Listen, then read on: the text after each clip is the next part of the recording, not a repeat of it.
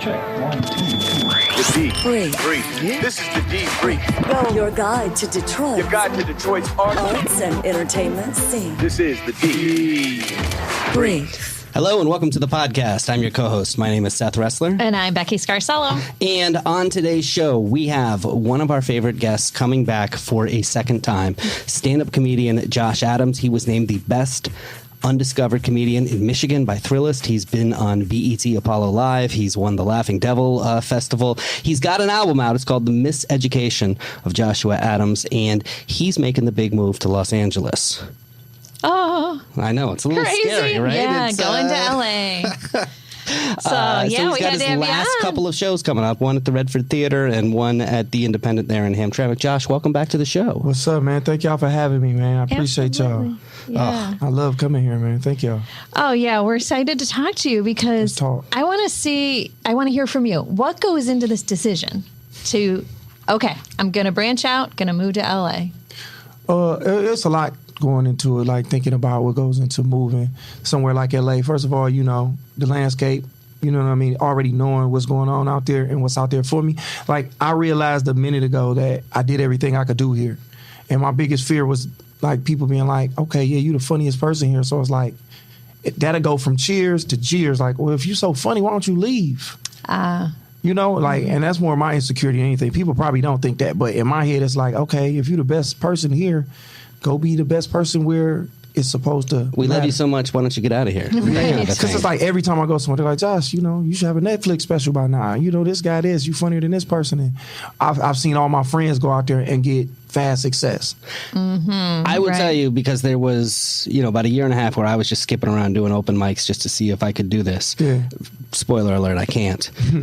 But honestly, one of the first times I had a moment where I realized that was I performed on a show with you. Yeah. And I was the first guy opening. I don't know, there were 4 or 5 guys on the show, and I watched you get on stage. And this was somewhere way upstate, middle of nowhere, but it was a packed house. I don't know if it was a Mike Ball show or one of those. It probably was. Right, in Saginaw. And I saw you, and I was like, oh.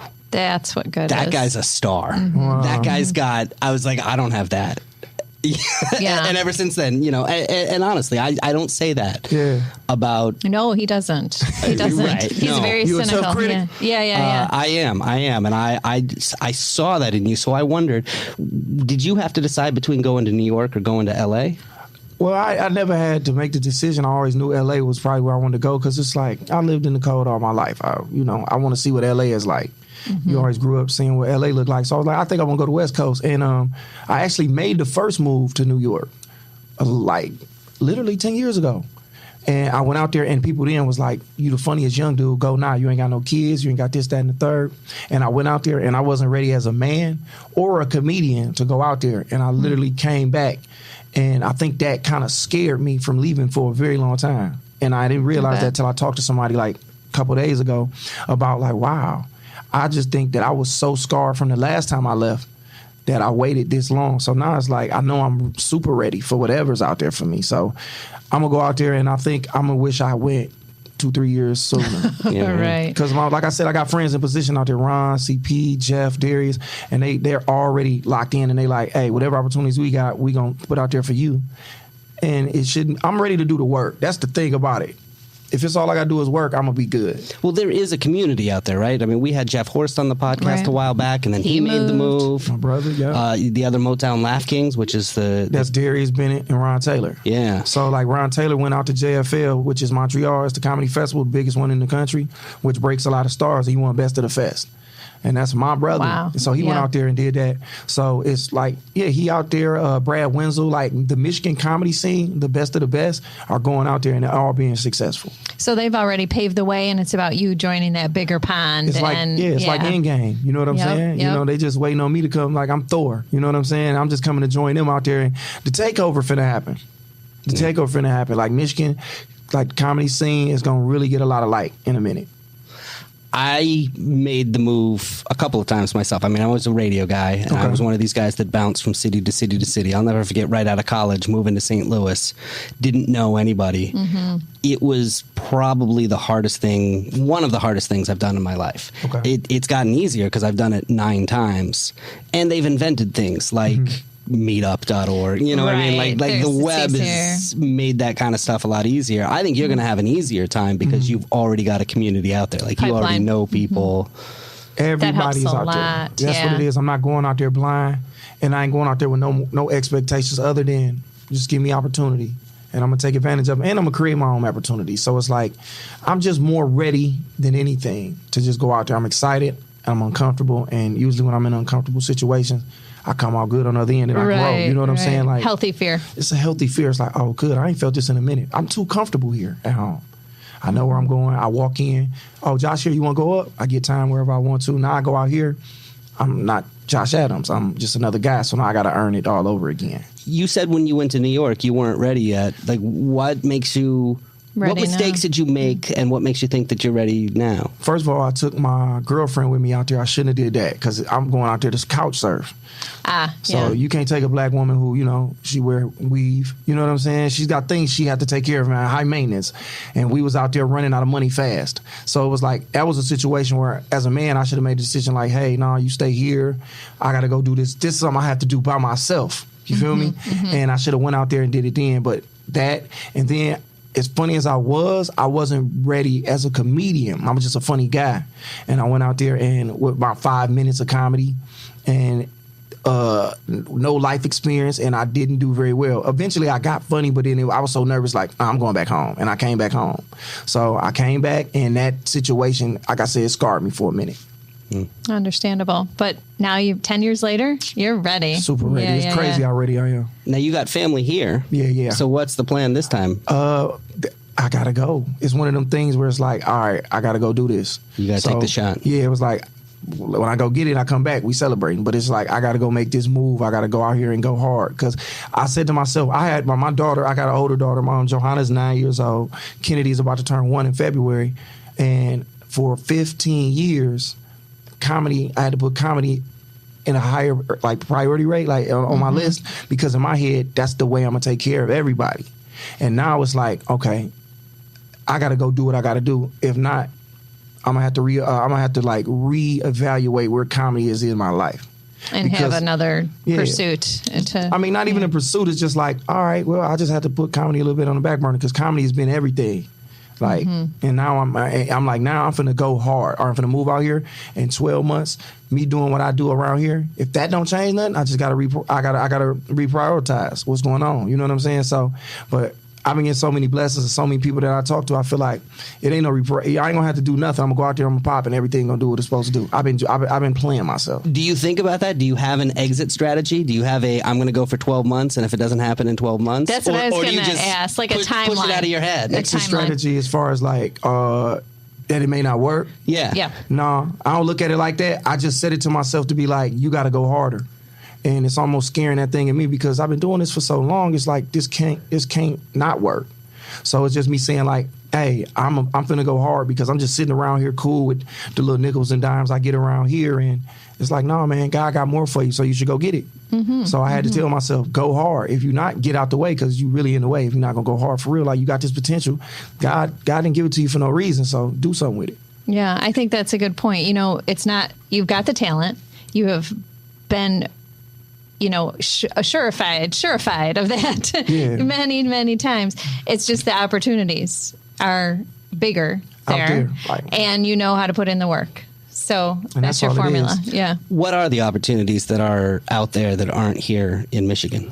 Well, you know, aside from just being able to perform in venues like the Comedy Store, like honestly, LA is just how you, like somebody said it and it was crazy how he said it, to pimp the rest of the world. Like you go out to LA and do shows, Comedy Store don't really pay you nothing, but the fact that you performing at the Comedy Store and at the Laugh Factory and at the Improv, it make people want to put money in your pocket outside. So when you go to Indiana and you go to Kentucky and this guy was seen on this and you're doing that. But the industry is out there and they're out there, and the opportunities that they're offering are like, hey, opportunities to be on TV. You know, you get those Netflix specials, like the agencies are out there, the management is out there. So I've auditioned out here several times for laughs, and I think they just throw feelers out there just to do it because they mess with him. But in reality, once you out there and they looking at you and they seeing you every day, like, you know, somebody gonna tap you like, hey, y'all know this guy from Detroit? Yeah, he been destroying for the past 3 months, like everywhere he go. White, black, church, it don't matter where he at. Clean, television, regular, he going off. So it's like, I got to go out there and put it in their face. I feel like God just want me to get up. I've been sitting still, being like, yep, I'm pretty funny. I don't need to go nowhere. I'm comfortable here. I go wherever I want to. People book me all the time. Anytime somebody got a first show, I'm on it. If they got a last show, I'm on it. It's like, all right, Josh, it's time to go get it for real. So ain't no exit strategy. I'm going out there to go make it work. Nice. I like that. I do too. I'm behind you. I'm going out there to make it work, y'all.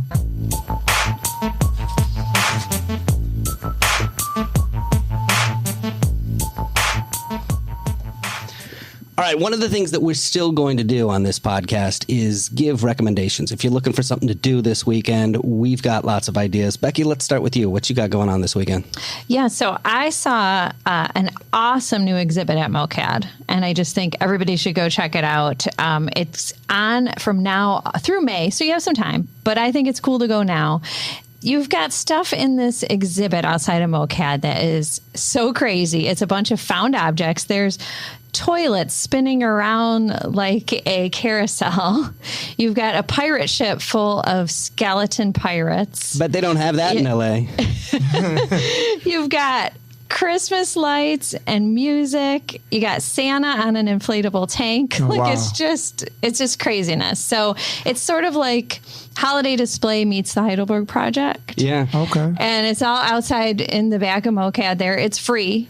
And I think a lot of people might have had the sense that it was like a holiday thing only. But like I said, it's on through May, and you just got to go check it out. Now, MoCAD's got a new curator, right? They do. Because we interviewed the last new curator. And now we're going to catch up with the new. Curator. But this is intense. It's an artist named Kenny Irwin Jr., who has a similar sort of thing out in Palm Springs where he lives. And for a couple of months, he collected a bunch of stuff from Detroiters who's just like literally drop off your garbage. Wow. So there's tons of like VCRs and anything you don't need, sculptures, you're looking to get rid of before your trip. That's all just for the sake, Barbies and toasters and You don't need a garage sale. Yeah, I got a bunch of DVDs I do not need no more because it's all on my phone. Yeah, you could make a display. So that's my recommendation. It's called Robo Lights, and it's at MoCAD. You can find the schedule online at MoCAD's website. All right, Josh, there's only a couple more opportunities for people locally to see you before you head out. Let's talk about this Redford Theater show. Yeah, that's my recommendation, man. Y'all need to come to the This Should Be a Comedy special show at the Redford Theater. I'm hosting it. It's put on by my brother Jason Jameson, who's also performing. He's been doing this show for like 3-4 years, and it just keep getting bigger. Like I saw him when he started it. It was at Southern Friars, the restaurant, and then they just jammed it up to the point where he's like, we got a theater now. We need to do a theater. So it's me, him, Mike Leary, Josiah Jones, and my brother JD, the Smile Hustler. So it's going to be a great show. If you ain't got nothing you're doing, you want to go see the Robo Lights, take your girl to that, and then come mess with me, man, over there at the Redford Theater. I'm going to be going off. And this is a venue that normally does movies, right? Yeah, so, it's a cool space. Yeah, that's a cool opportunity. And I don't to know see how it. long it's been there, but it's like it's one of them spots that you should just come see. Definitely. They've been doing that for a minute. So it's like, come see live comedy, man, in a place that's been around. Historically, it's been around for a long time. So it's going to be cool. I'm going to talk about a recommendation, something that I'm sure you're probably familiar with, the 1001 Laughs Festival, hosted by Amr Zar, is happening at the Arab American National Museum in Dearborn. You've been to this? You've been on this? Yeah. I've been to that. With, it's just a good time, man. It's just you go through and get to perform with comedians that you never really, you know what I'm saying? That you didn't. Comedy is all different types of walks of life. You know what I'm saying? And like you said, they're doing it over at the, where are they doing that this year? The Arab American Museum over there in Dearborn. Me and Ron was on that show before because I believe Ron was plugged with him. And then that's how we do as a group. Like if I'm on something, then eventually I bring Jeff or Ron or Darius. And I went over there, man, and it's like, I wonder if these people going to be able to relate to the stuff I'm talking about. Because a lot of the performers in the audience are from the Middle East. Most various different countries. Most definitely. And they were just right there with it because they had some of the same stuff they deal with. And then a lot of people, they just want to hear your perspective. They just want to hear you tell a story. They're like, all right, cool. Even if I can't relate, I can get with you. So I went last year. I was the one white person in the audience. I remember this story, yeah. And so anything they referred to was like, oh, this guy. You know how it is. When there's one white person in the audience, that becomes the stand-in. What's up, Seth? And you look like a Seth. Exactly. That's my go-to name. What's up, Seth? Yeah. That's actually my name. 20 times as we were leaving, one of the cars, on the highway passed us, and they all looked at me. They go, "Oh, that's Seth." Yeah, hey. That's funny. You became a celebrity for all the wrong reasons. Yes.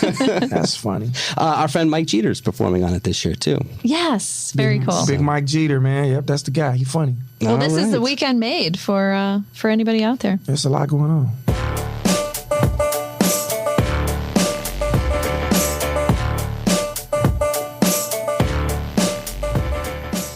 All right, Josh Adams is here in studio with us. He's got an album. It's called The Miseducation of Josh Adams. Where can everybody get it? It's online. Of course, it's on all the streaming platforms. Spotify, Pandora, Apple Music. But if you want to buy it and just have it, you can hit me up. I got those. Website. You know what I'm saying? You can hit me. I'm working on the website, but just all social media. Josh Adams with 3 Z's. But you can pick it up there, and it's also on iTunes if you just want to buy it outright. Awesome. $10. Want to let everybody know that if you listen on Alexa, you can get the debrief. All you have to do is say, Alexa, enable the debrief podcast, and then you can pull us up.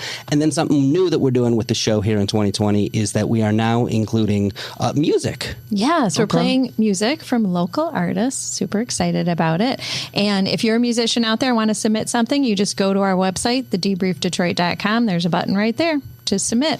So this song I want to play for you today is called Sentimental. It's a jazzy tune. It was actually featured on the streaming service Tidal, on one of their Rising playlists. The singer is Danny Darling. So if you like Billie Holiday, but maybe a little hip hop too, a la Frank Ocean, she's the singer for you. And she is performing this Thursday at the Willis Show Bar on the 23rd. We're co-hosting the show, so I hope you come see it. And a fun fact, she's actually a triplet, identical triplets, and she performed on the X Factor with her sisters. Oh, that's what's up. Listen to Sentimental. All right, cool. We'll check it out. Josh, you'll be back with us tomorrow. Until then, Detroit's moving. Keep up.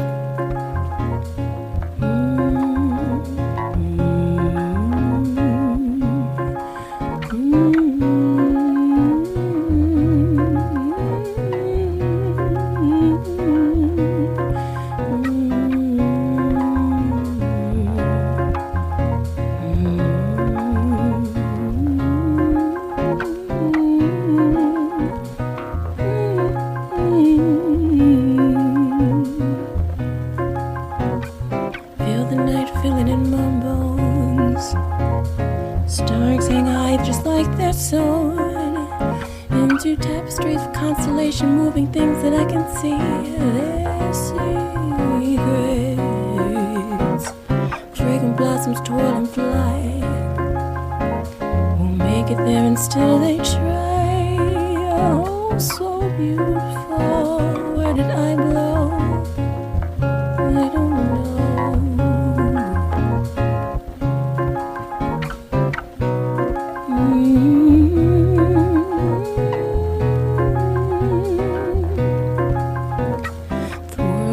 Wild and so am I, and it's full of sad goodbyes.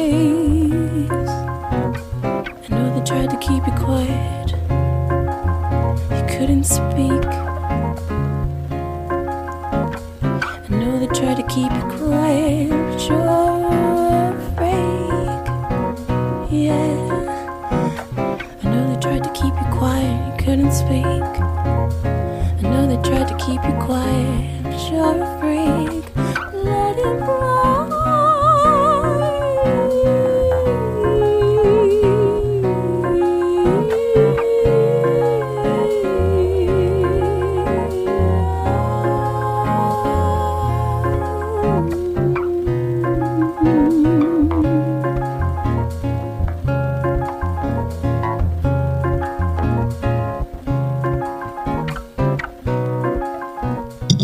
The D Brief. Your guide to Detroit's arts and entertainment scene.